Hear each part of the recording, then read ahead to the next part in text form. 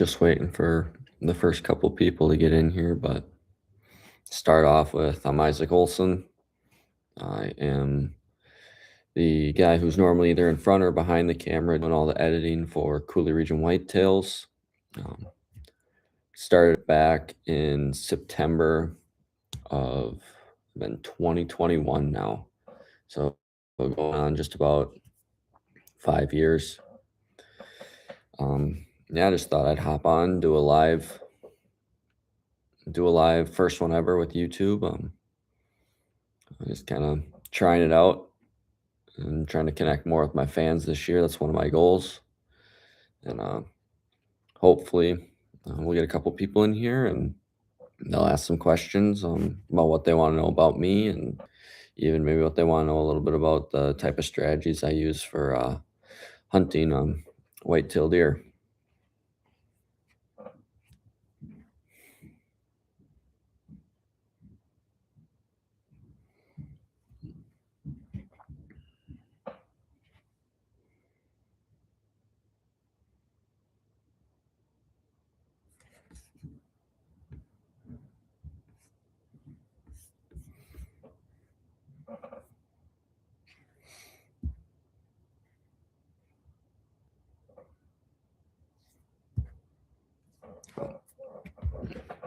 And I guess I can keep going. Give a rundown kind of. So I'm 21 now. With starting it in 2021, I was 16. Some of the early viewers that might jump on here, they'd probably know it from the video where my cousin Noah and I both ended up killing deer the same stand, same night with the same bow. Um, that was kind of what catapulted me into definitely wanting to take this more serious. Wish I knew what I knew now about editing. Um, if I knew half of what I knew now, and I could find that footage back, I would definitely go back through and redo that video. Um, and knowing now like the second angles and all that, having that uh, always be awesome. Sam gloves, nice to have you on.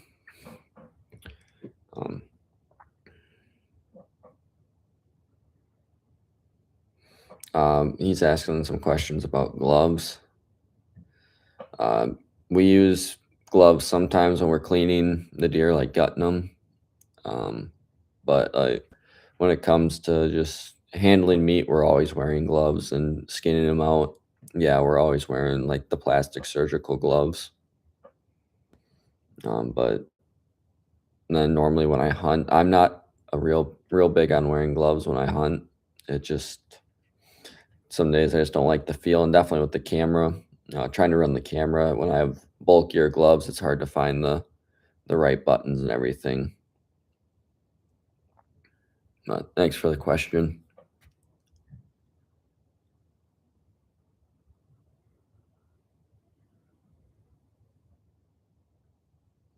Yeah, but other than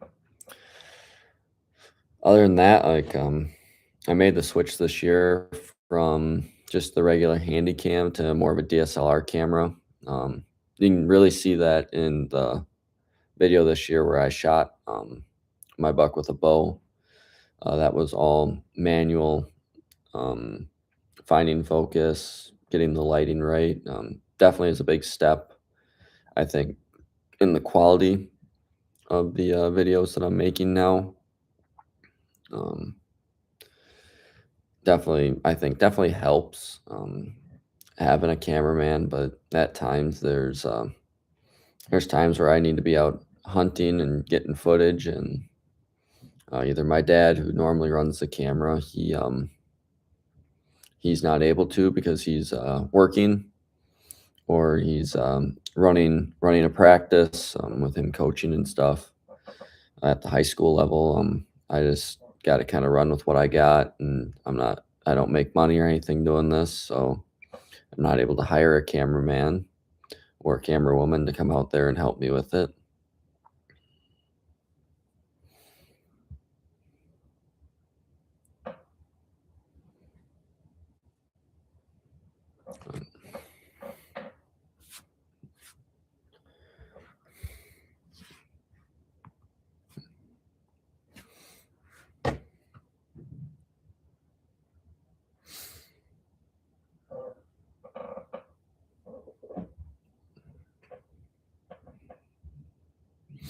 I guess I can kind of go through this year's hunting season, recap that. Um, so I'm This year I really took it serious on making sure that I was out there doing different things that we haven't done. We went to North Dakota this year to start. Had an absolute blast out there. I didn't end up harvesting anything out there, but I was able to just go out there and have fun, kind of kick off the rust of the year. Um, that first night we had that velvet and a velvet 8 point.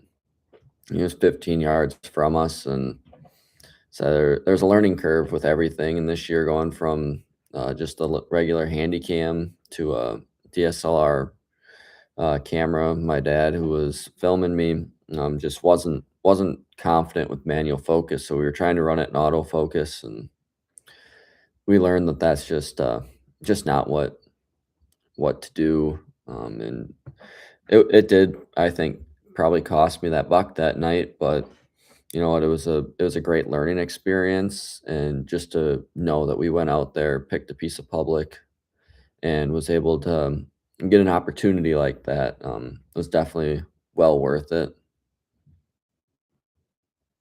Um, so we hunted out there, like I said, just a couple days. That was the only actual rack buck that we saw. We saw a couple other real small ones, but never got an opportunity like we did that first night. Then we came back to Wisconsin, um, and hunted the first weekend we hunted. I passed up a buck that we nicknamed Baby J. Um, he was what we thought was either a 3 or 4.5 year old 8 point. Um, Not exactly sure, but we did pick up his sheds the other day. Um, they're still in the vehicle, so I wasn't able to bring them down, but had him the first 2 nights. He was living in this new food plot that we put in. We called it the apple plot. Um, we referred to it quite a few times throughout the year, and it was definitely a plot that we didn't expect to do as well as it did, but we're glad that we put it in. This weekend, we're actually going to go out. We're going to open it up more, and use it to use it as a more of a destination food before they're going out to all of the real big food. But make that, I guess shouldn't call it a destination, just call it a staging area. Make it come out to that staging area better. So opening it up, and we're gonna probably go back in. We used All Domain seeds this year, not sponsored by them, but by far, with what we put down, the deer just seem to be attracted to it. We'll probably go in and put Big Sexy in it again. That's their turnip radish kind of mix. I am gonna overseed it though with their clutch clover this year. So went and picked some of that up from Roots and Racks. That's the hat that I'm wearing. Became really good friends with them this year. He's a deal Scott Wilcox with Domain.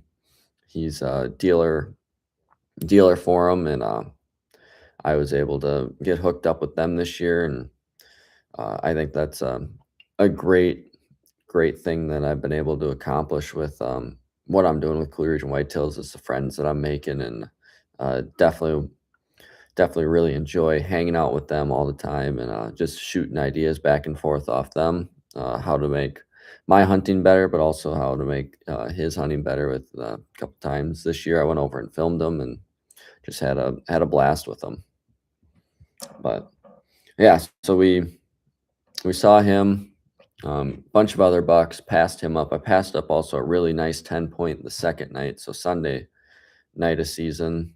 Um, just kind of always had that 6x5 buck in the back of my mind. He really liked that area. I mean, all year he was there. I just was, a lot of the time it was nocturnal. During the summer, he was in there a lot with the during daylight, but those big bucks, it just seems like they know when it's season, they just kinda shut it down and really make themselves nocturnal.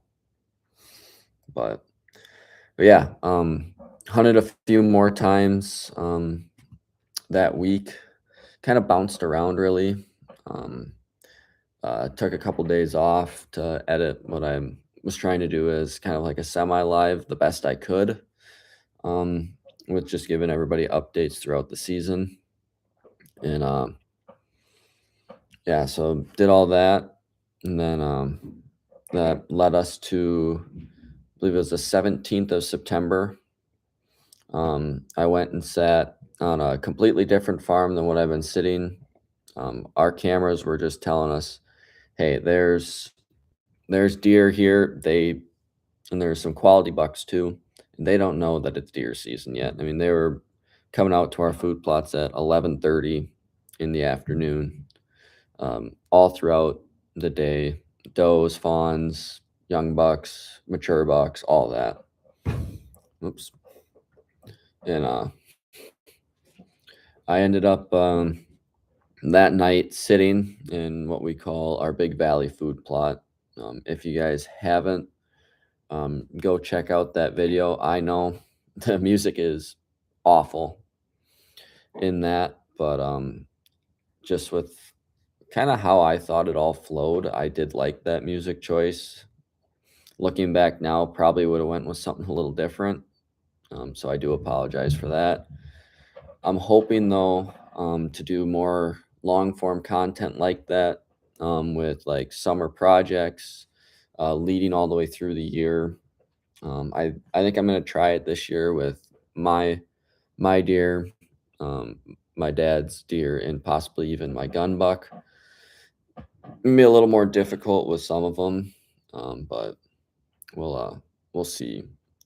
But yeah, so that night, I used the Mav Hunt from Tricked Outdoors. That's their e-bike, and I got right underneath my tree stand. I mean, the just being able to have that option to leave no ground scent, get in there quiet, and parked at the barn basically. And usually we'd park at the road and they could see us coming. We learned that lesson later in the year of why you don't park at the road on another very mature buck that the neighbor ended up harvesting. But took that bike all the way in and said just got right underneath it. It was showstopper food plot. And watched that video. That plot was coming up really good. We went and we sprayed Freight Train, the fertilizer from Domain on it, and we learned don't run it over. Just should have stayed out on the outskirts and sprayed it instead of running back and forth. And the deer were just pounding it too. I mean, it did not stand a chance. We ended up going over and overseeding rye in it this winter.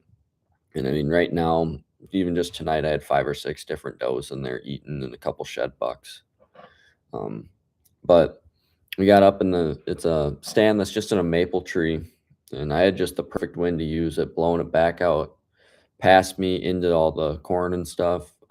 So wasn't too worried about getting winded or anything by the deer, and stayed down underneath, and was able to get in just perfect, like I said. And I wasn't even in the stand probably half hour, and I had the first deer come through. And even just driving in, I was driving past deer. I seen them out in the bean fields. Seen a couple get up and go into the corn that were already in the water runs eating. Um, yeah, I got in clean, got everything set up, and had a doe come through right away.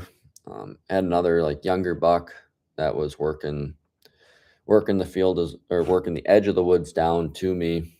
And how this stand kind of sets up is there's a logging road that runs right past me. And then it just runs right into this valley that leads out, and it's just a perfect, basically, that we just cleared out and put a food plot in. But younger buck comes by. He kind of got weary of the bike underneath me and just turned around and went back. Um, then a couple more does came by me, walked the same trail, paid no attention to the bike, Um, and I had this beautiful, beautiful 8 point come through. He worked past me and went down, past, like I said, went past me, worked right by 20 yards. I never even thought about taking the bow off the hanger. I was just more focused on getting him filmed. I mean, probably wouldn't have been upset with shooting that deer, but I was in there for really just one specific deer that I knew of. And when he came through, he really didn't get me going like I thought he was going to. So he went through, and then I ended up having that I should back up that whole night. When I was up there, I could hear deer and bucks sparring, and that's one thing. Like early season, don't be afraid to rattle. You don't pound them together, but just tickle them together, basically. And it seems like that night, if I would have tickled them together, I probably could have called in every buck that was on that ridge. Um, Ended up having 3 bucks come out. One of them happened to be the one that I shot. That split G28, and like I said, you can see from the B cam footage, I'm playing around trying to get everything in focus, and he comes in and he was sparring at about maybe 10 yards from me with that other buck. Um, and he worked out to right at 20 yards is where our licking branch was, and he was just in front of that, so probably 18, 19 yards, and just did it how I needed him to, and I was able to punch that Wisconsin tag. Um, and he ran 20 yards up in the woods and fell over. And that was one of the best things, like best feelings for me, is being able to watch that deer fall over and know that we put up that stand, we made that food plot, all the hard work that I did, even though it was early in the season, and I knew I had bigger deer on camera, but that deer just got me going and wasn't afraid to shoot him basically. But see, a couple more people have hopped on. How's it going, guys? If you have any questions for me, leave it down in the chat. Otherwise, just kind of recapping my season right now and the Coulee Region Whitetail season just in general. And they're gone. All right, back to zero. So I'll just keep talking to myself. But yeah, so I shot that deer September 17th. Did the whole recovery, all that. And then it was kind of my dad and my mom and my cousin John's season the rest of the year. I was gonna sit back and be camera guy. My dad, him and I had some just unbelievable sits. We really turned our focus then to the 6x5, the non-typical, and then the buck that we called kickstand. Kickstand, actually, I figured out he's a buck that I called King Tut. Um, I've been following that deer ever since he was, I think, either a year and a half old or a 2-year old. I'm going to say probably a 2-year old. He was a 9 point as a 2-year old, and I have sheds all the way up until last year. Nothing this year, though. I've been walking hard. I'm up to 18, but never found him. And we haven't got a picture of him since October 21st, which isn't unheard of. He normally does disappear in October, but it's just I was hoping that be able to pick up his sheds, but I haven't had any luck yet. But yeah, so my dad, him and I start hunting really hard. We're out basically every day after he change. We could do that, or before the time change, I should say. We can do that. And we put up this new stand. And it's right in the middle. We call it the Turtle Pond. I mean, it's the spot of spots on this farm. Every buck basically seems like that they want to come down that ridge, down that, and it's a secondary ridge that pulls off a point down into all these fields. And it basically splits our farm in half that we hunt. And we're up there, and this will be like September 27th, I think it is the date. I'm not 100% sure. But we're sitting up there and we're in about the smallest tree I think we could find up there, but it was the right tree. It sits up on top of the ridge, so nothing can basically skyline us with the trees behind us, but also how they come down, we have enough cover in front of us that they can't see us. And we we work up from the backside of the ridge straight into it, cross over the logging road that I've nicknamed the Gauntlet after Brennan Nading from the Breaking Point. Whenever we'd go to his farm during my internship, I'd weed whip what they called the Gauntlet, and the amount of deer that he has on that farm in Iowa, that walk that is just unbelievable. And it fits so well with that I had to steal that from him. But we went to that area. We sat there and had just an unbelievable night. We had a buck that we call Blades, which I picked up his shed this year. This, believe it or not, is a 5.5-year-old deer. We have sheds of him from 2 years ago. I have pictures of him all the way through. We picked his shed up just past the turtle pond, and we had him at 4 yards, and we underestimated that deer. We never thought he was that big, but he was. But that kind of also leads into we had our number one target, the 6x5, as well that night at 4 yards under us, and my dad will be the first to say that we both messed up that night. We should have been more cautious with when we put on a sight light for him, which in Wisconsin is legal to use. Make sure you check your regulations, but for him being an older, getting older, I should say, not being older, but getting older, he struggles in low light condition, and he can't see his pins for the last 20 minutes to half hour. And as most hunters know, that's the best time to hunt.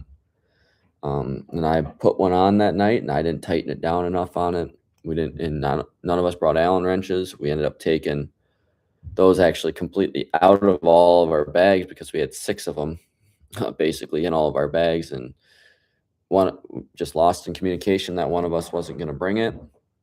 And yeah, we had the 6x5 right at 4 yards, and we sat in that stand for almost an hour afterwards, and those bucks were all walking around us.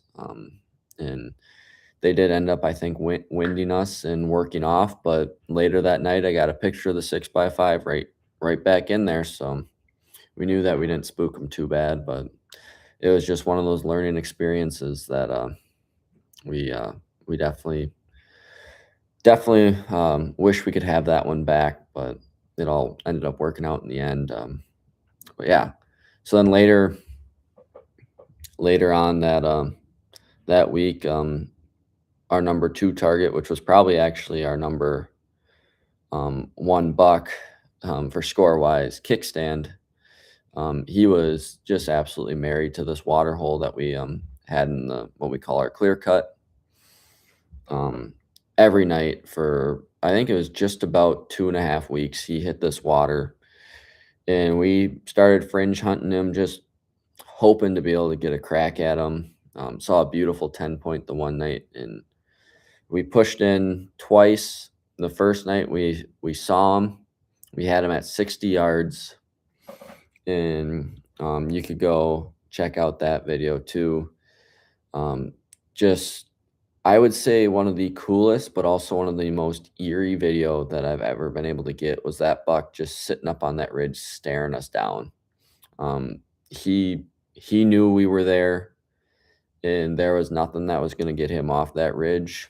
That night he just worked down to that water hole, drank out of it, and then that was the last time we ever saw him. We got pictures of him throughout the year, but just like I said, October 21st, he disappeared. Yeah. See that we got one person watching. Hey, thanks for jumping on and listening. Said any comments or questions, just leave them down below in the chat, and I'll do my best to answer them for you. But yeah, so hunted Kickstand hard for about a week and did a lot of fringe hunting, all hanging hunts. Said we sat one time in actual set stand for that deer, but just never really had a chance to put an arrow in him. Which then October leads us right into it. Our first sit back in the turtle pond after the 6x5, the non-typical, and now this buck that we call Blades, knowing that that deer is now a target with seeing him on the hoof. Um, that cold front of that Monday night happened. We got in a little later than what we would have liked to, but we had recent intel that Goliath, or the non-typical, he had been through that morning about 6:30, so we knew he was going to be bedded pretty close. And we didn't see a single deer that night until he came in, and my dad ended up shooting him at 4 yards right down the gauntlet, and he ended up only going, I think he went 25 yards and expired. Once again, wish I could have that footage back. If I knew that he wasn't gonna, that he was just gonna shoot him on the walk, instead of stopping, I probably could have adjusted how I set up better. But yeah, I was not happy with that footage, with how I portrayed it. But I think the video of all came out, and we ended up getting that deer scored. He was in the 50s, and he ended up being a 3-year-old deer. Definitely wish that would have been a deer that we could have maybe let go, but he was previously already shot that year too. So knowing that the neighbors also were kind of on him too, probably also kind of pushed our hand a little bit to shoot that deer. Um, but yeah. Once again, thank you to the people who are watching. Greatly appreciate it, for listening, and drop a comment down below.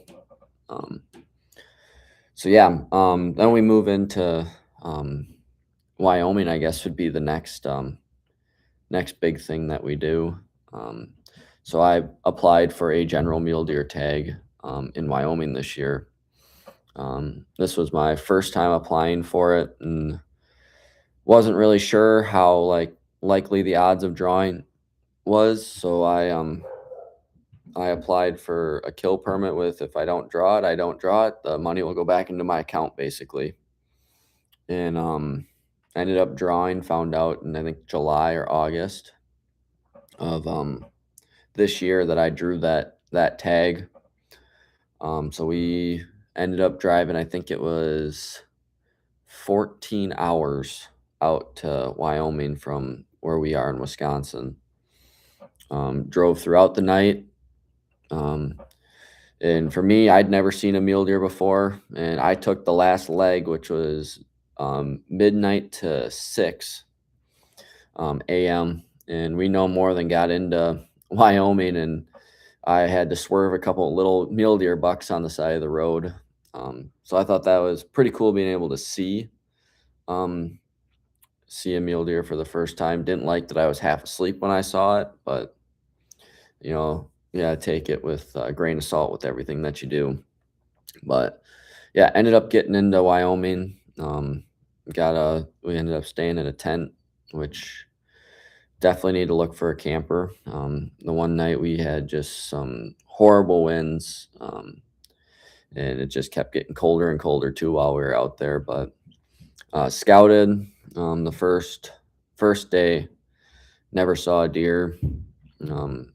Drove around, saw a couple younger bucks and some does, then ended up going back out that next morning to a spot where it doesn't make sense, but we just thought that we were going to see a good buck in this area where we scouted but didn't see anything. We had tracks, just never saw a deer. So we sat all day looking over this perfect meadow where you'd think these deer would be coming down off the faces of the hill out to feed, and we saw cows and never saw a deer that day. So we knew that we had to change it up. And so the second day, we were like, we're going to go where we saw bigger mule deer doe, which it was getting to be that time. The rut was we thought was going to be starting pretty soon. We needed to go to where we were seeing more deer, and it looked like older age class deer. So we ended up driving just outside of town, probably about a half hour from where we were camped, and on this just a piece of public. So it's open to anybody that wants to go there, and the farmers out there, they run their beef and stuff through the pastures, so we had to make sure that how we want to set up and everything, that we're away from the cows. You can't be within, I think it's like 500 yards of a cow when you shoot. Just which is completely understandable. You don't want to spook them and anything and have them go run through these fences. But we were out, and everybody kind of, I think, knows when you get that eerie feeling when something's watching you.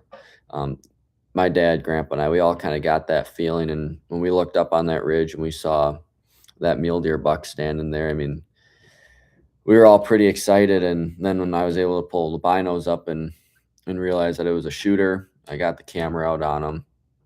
But we were still, I think we were 2 minutes before legal shooting light actually, when we first saw him, and he was skyline. So that's, everybody knows hunter safety. That's a big no-no. You don't shoot at deer that are skylined. And once he worked over that hill, we were able to just kind of work right around all the little smaller hills and stuff, and we got around on him, and it was 255-yard shot, and I was able to make that shot, and he went down just in a matter of seconds, and like I said, I could not have been any happier with that deer, um, with being able to hunt him, and just how it all went down. I mean, I had my grandpa with, I believe he's 73 years old. And he's gone out to Colorado hunting for elk. He's been up in Alaska moose hunting. He's shot mule deer in Colorado. He's been to Kansas, all that. But yeah, so he was there to experience that with my dad and I, and did also learn another valuable lesson with that. Load your gun as soon as it's legal shooting light, because like I said, I didn't have it loaded. Was able to get one in and shoot him, but I mean that was just by an act of God that he was able to stay there long enough and give me an opportunity to shoot at him. Um, yeah, any questions from anybody out there? I see we got a couple people watching. Um, so once again, I'm Isaac Olson from Coulee Region Whitetails, producer, videographer, guy in front of the camera, behind the scenes with everything. So yeah, so we did that. We ended up coming home then the next day, and I got right back in a tree stand. I wasn't even home for 20 minutes, and I was back in a tree stand, with my cousin John. This leads into the night that we learned don't park next to the road. This non-typical buck, it's the same area where I shot my buck. This new buck moved in. I had pictures of him a year ago. Not, about 2 years ago. Just had these crazy non-typical points everywhere, double main beams, all that. And he ended up coming out that night up above us and off of what we call our sand point. Came down off of that, and he was hitting a scrape. And as soon as he saw that truck, as the corn was down and everything, he saw the truck, and he did a full 180 and went right back up into the woods. He did not want anything to do with that truck being out in that field. And I mean, you would have thought maybe like he would have thought that it was part of the combine and harvesting, but he definitely did not think that. And the neighbor ended up shooting him a couple days later, which congrats to him. That was an absolute giant of a buck, 210 body weight, and this was right before the rut. Mature buck. I'm not sure what it scored, but congrats to him, and being able to harvest that deer.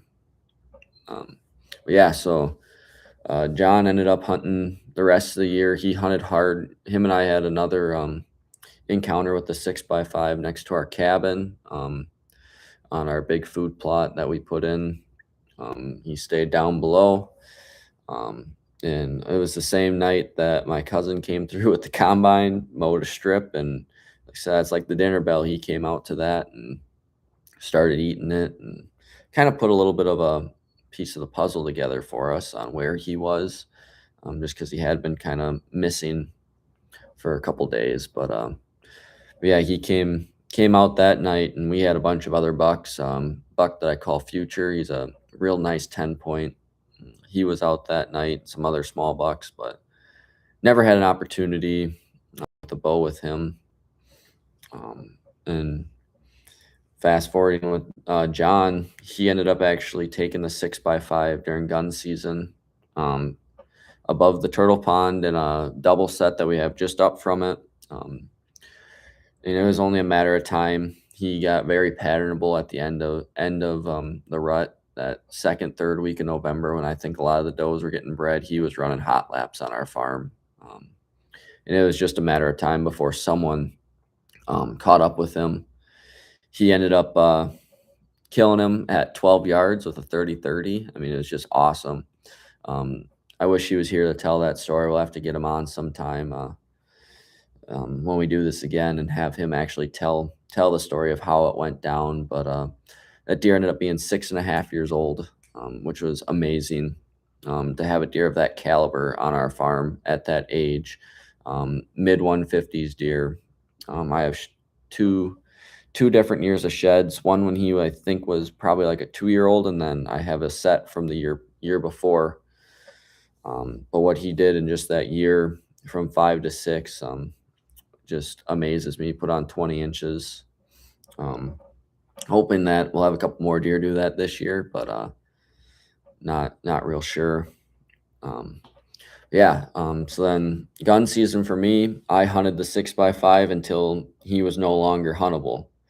I was set up the first night, kind of where John shot him, just up the road from him. Had some unfortunate circumstances happen that night. Next morning, get up on the ridge where he was very active the year before, and just kind of hoping that he was gonna do that same walk. Saw Baby J, Blades again, but my heart was set on him, and just never had the opportunity that morning. And then that Sunday of gun season, he set up kind of where I thought he was coming from again, just looking over a field, and heard those shots ring out, and got the text from John saying he was done. Which, like I said, I couldn't be more happy for him. He's a veteran, all that, and like I said, we'll have to get him on, and he'll be able to kind of recap his year a little better than what I could. But then, as if you guys watched any of our semi-live stuff, you saw I did have luck this gun season as well. This was the best season I ever had. That deer scored 150 on the dot. He was, believe it or not, he was 13 inches wide, but when every mass measurement is basically 5.5 to 6, I mean, that adds up. Basically, all of his tines were pretty close to 10 and 11 inches. He had those extras too, and said, I'm not going to deduct anything from a deer. He, as a whole, was 150, broke off main beams, all that. And I don't per se like the whole scoring with taking deductions off deer. That's just not for me. But yeah, so I was able to harvest that deer. Once again, didn't make a great shot on that deer. It took us a couple days to find him.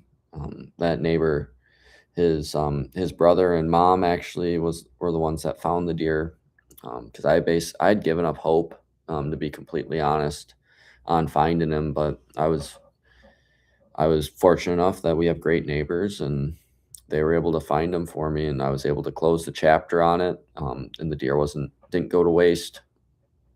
But yeah, that basically wraps up our season.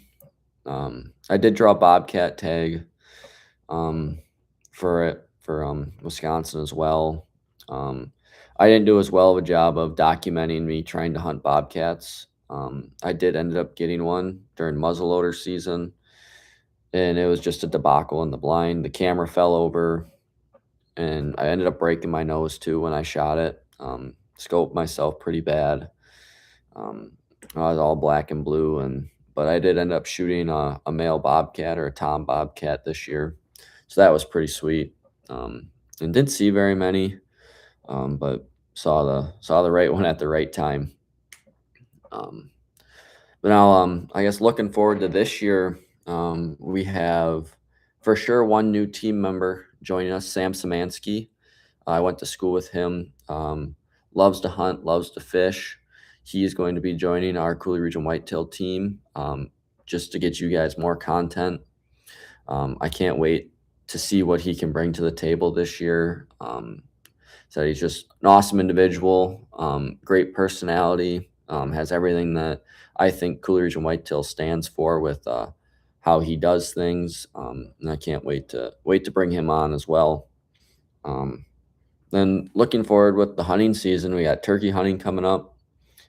April, I drew a first season turkey tag for Wisconsin. Hopefully, going to pick up a bonus tag as well, so I'll have 2 tags for that.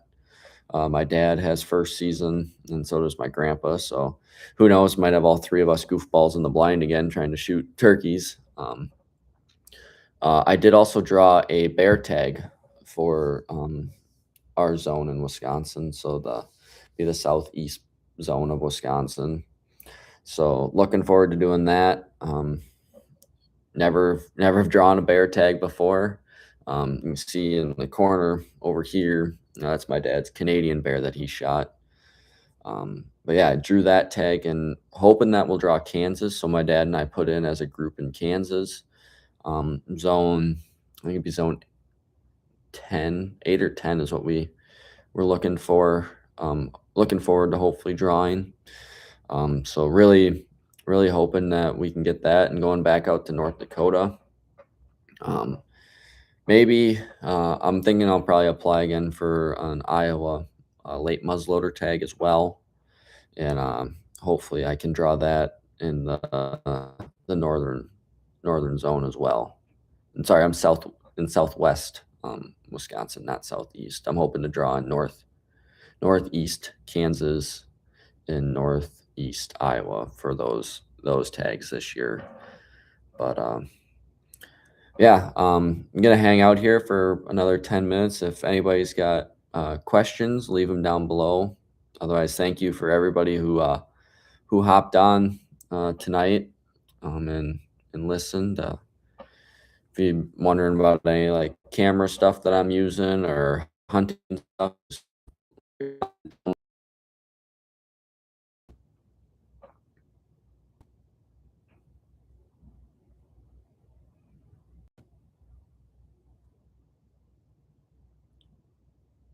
all right.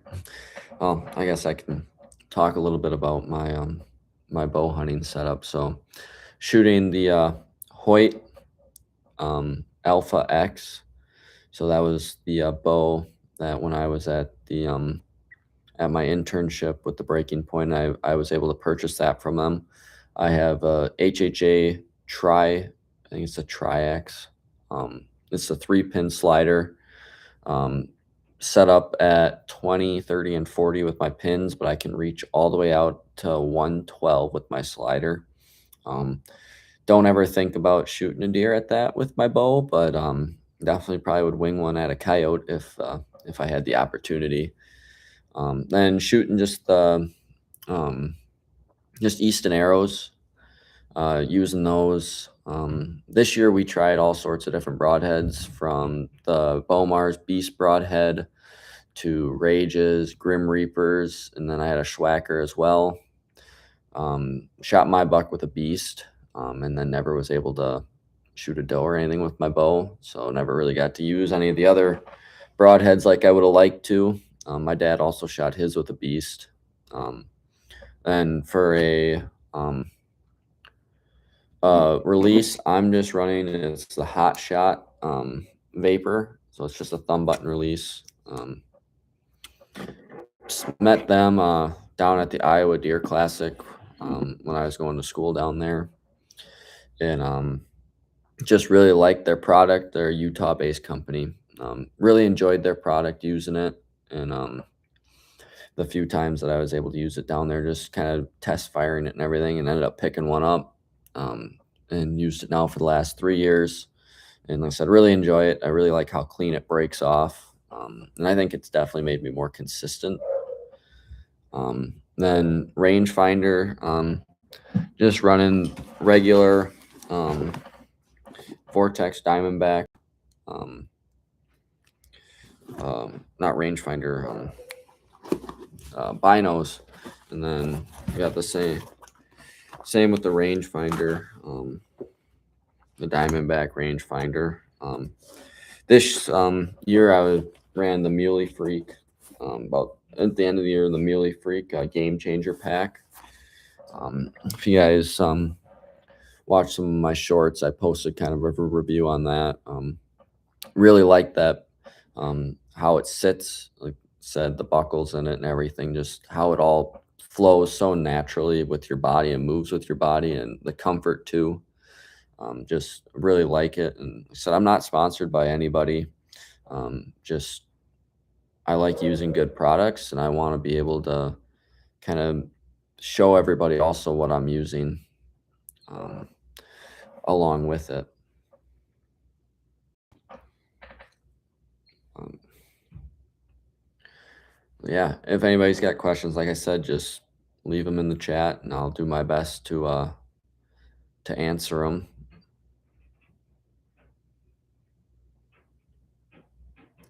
But hopefully, you guys can't hear the dogs, but got the dogs barking up above me uh, down in my parents' basement. I was too broke to live anywhere else right now, and with going to school. But if you guys want me to do more of these, I definitely would like to. Kind of more thinking towards like a Wednesday kind of thing. I think that might work better with a lot of people. Just because Wednesday's kind of the middle of the week. But let me know either on Instagram or Facebook. Just search up Cooler Region Whitetails and leave a comment on a post or something like that. Or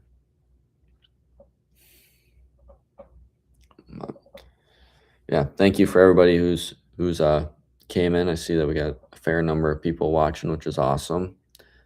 And so just I'm learning how to use this. 5 years in, I just want to be able to reach out and connect with my viewers better.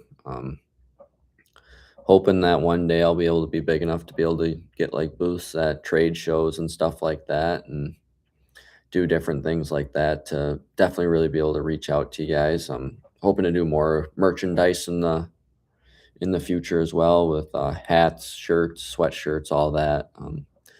Tried it for a while. The deer back behind me. So the one over here, this was actually the first buck I ever shot with a bow, or with a gun, sorry. So I shot that during the youth hunt. The other two behind me, those are my dad's. Just with how I'm set up, they work best. So he actually shot those the same year that I I was born. So they were shot 21 years ago. And then this is this side.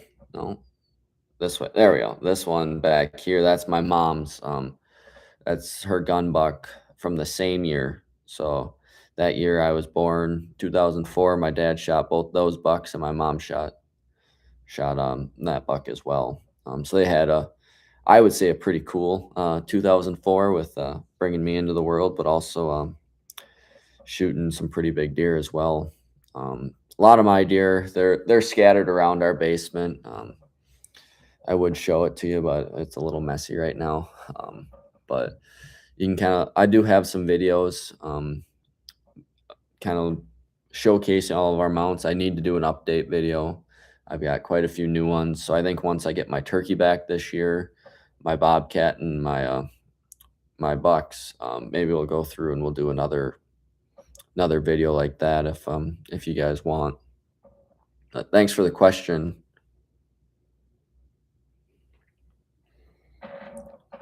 But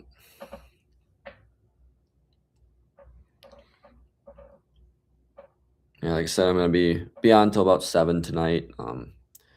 But like I said, I'll try and do this more often. Um, Either try and make it like an every 2 weeks or every month thing. Just hop on for an hour, um, and give you guys an update. And give you an update looking towards this weekend. Maybe filming a video of us just opening up food plots. I was kind of talking earlier that the apple plot that we have, where this buck that we call Baby J, he just lives there. We found, like I said, we found his sheds just off of it this year. The next live that I do, or at least in that video, I will have those sheds with, kind of give you guys an opportunity to look at them. But we're gonna go in, we're gonna open that up, we're gonna kind of burn off all the brush and stuff too that comes out of those trees. There are a lot of box elder trees in there, so we want to get them knocked down and moved out. And then I'm gonna frost seed clover right into it. So I'll give kind of a few tips on also like our frost seeding process that we're going through with this freezing and thawing. And I said I'll have to have Scott on from Roots and Racks as well. He's a wealth of knowledge, way more about food plots than I'll ever be able to give and I can ever remember. I spent last week with him at the La Crosse trade show, and just what he was able to explain to people. I mean, we could make 5, 6 episodes just from him talking about food plots. But yeah, so it's kind of gonna wrap up tonight's live. Thank you to everybody who commented and came in and listened to it. I appreciate every one of you, and stick around for about 3 more minutes. Otherwise, then I'll probably hop off. But